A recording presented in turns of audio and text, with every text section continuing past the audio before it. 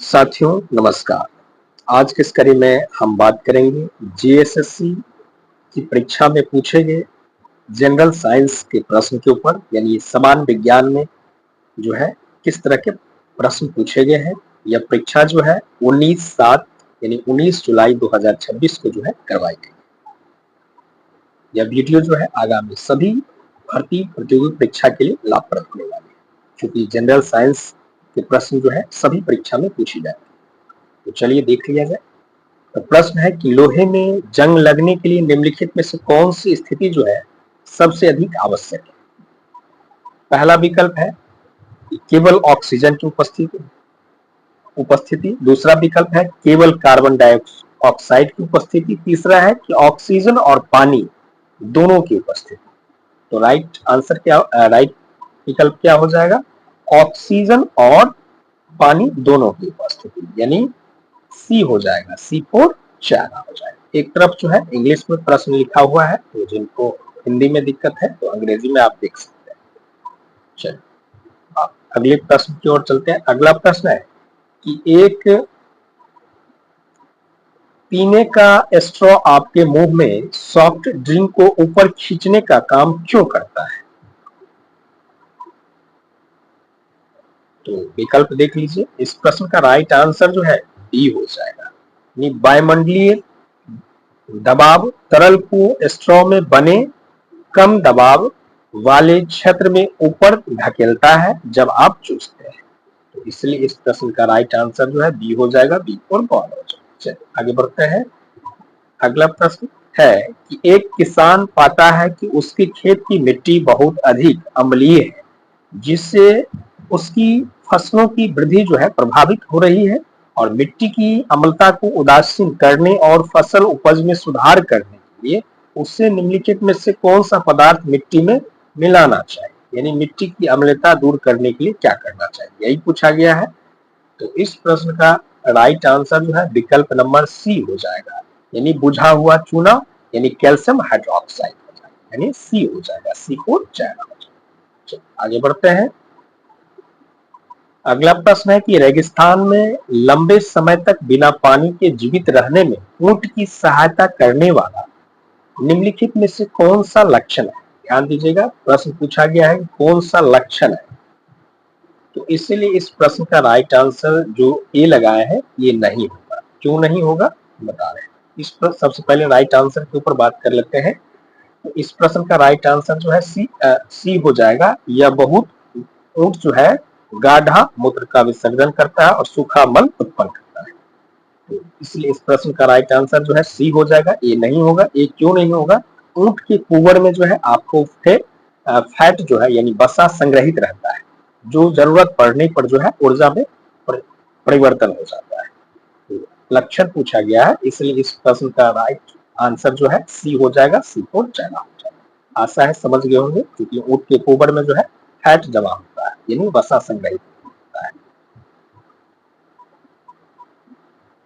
अगला प्रश्न है कि यदि एक समतल दर्पण पर पड़ने वाली प्रकाश किरण का आपतन कोण 40 डिग्री है, तो आपतित किरण और परावर्तित किरण के बीच का कोण कितना होगा, ये पूछा गया है। तो इसको आप सॉल्व करेंगे तो आप लोग जानते ही हैं कि कोण आई प्लस आर जो है, यानी कोण आई और आर जो है दोनों बराबर होता है। इस वजह से इस प्रश्न का राइट आंसर जो है सी हो जाएगा, यानी 80 डिग्री हो जाएगा। C4 चाइना हो जाएगा। चलिए आई और आर जो है बराबर होता है। अगला प्रश्न पूछा गया है कि मनुष्य में निम्नलिखित में से कौन सी विशेषता का एक अर्जित लक्षण का उदाहरण है और इसलिए इसे अगली पीढ़ी में प्रसारित नहीं किया जा सकता है। ध्यान दीजिएगा, नहीं पूछा गया है कि नहीं किया जा सकता है। तो इसलिए इस प्रश्न का राइट आंसर जो है सी हो जाएगा। एक विशेष भाषा जैसे फ्रेंच या हिंदी बोलने की क्षमता जो है सिर्फ मनुष्य वो अगले पीढ़ी में जो है नहीं जाती।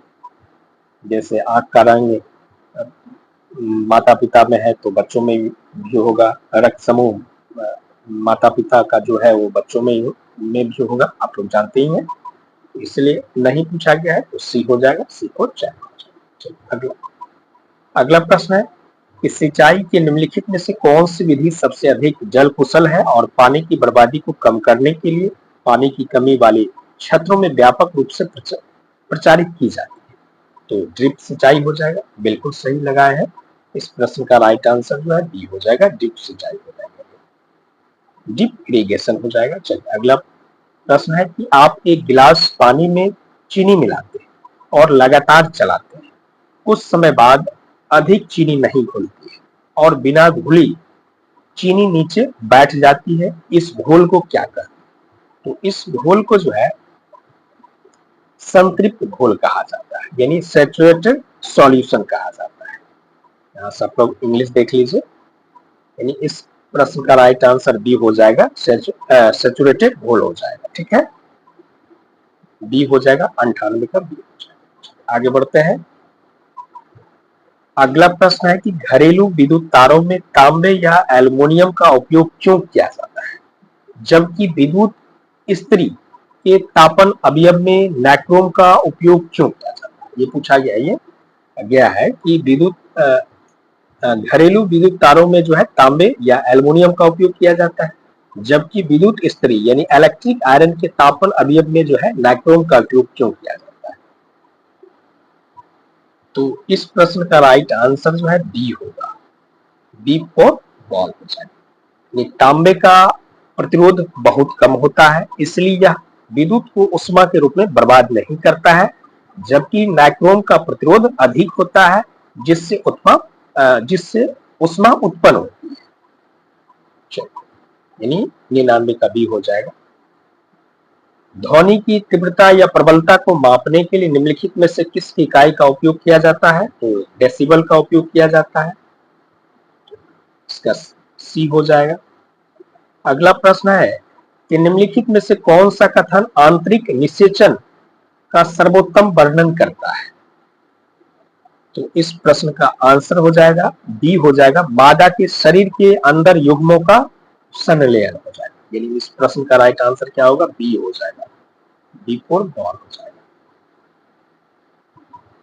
चलिए अगला प्रश्न है कि बायोकेमिकल ऑक्सीजन डिमांड यानी बीओडी मुख्य रूप से निम्नलिखित में से किसका संकेतक है? तो इस प्रश्न का राइट आंसर जो है बी हो जाएगा, यानी अलवण जल निकायों में कार्बनिक प्रदूषण का बीओडी जो है कार्बनिक प्रदूषण का संकेतक है, बी हो जाएगा। अगले प्रश्न को देख लिया जाए। अगला प्रश्न है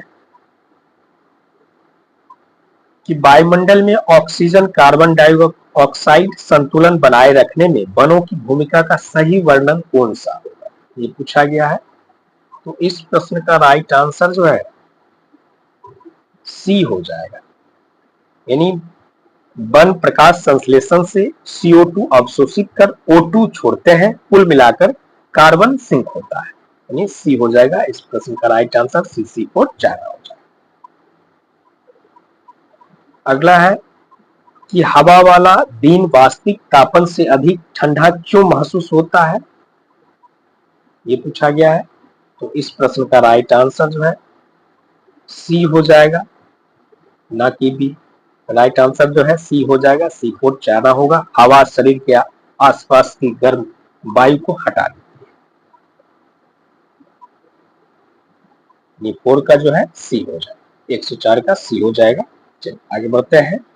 अगला है कि कई दिनों तक गर्म नम स्थान पर रखी गई ब्रेड के टुकड़ों की सतह पर हरे काले रंग की रोएदार वृद्धि विकसित हो जाती है, तो निम्नलिखित में से कौन सा सूक्ष्म जीव जो है इसके लिए सबसे अधिक उत्तरदायी है? तो फंगी हो जाएगा, यानी कवक हो जाएगा, ये सी हो जाएगा। इसका राइट आंसर सी को चाइना हो जाएगा, कवक हो जाएगा। अगले प्रश्न की ओर बढ़ते हैं। अगला है कि निम्नलिखित में से कौन सा सामान्य घरेलू उपकरण का मुख्य रूप से विद्युत धारा के तापन प्रभाव के सिद्धांत पर काम करता है, ये पूछा गया है।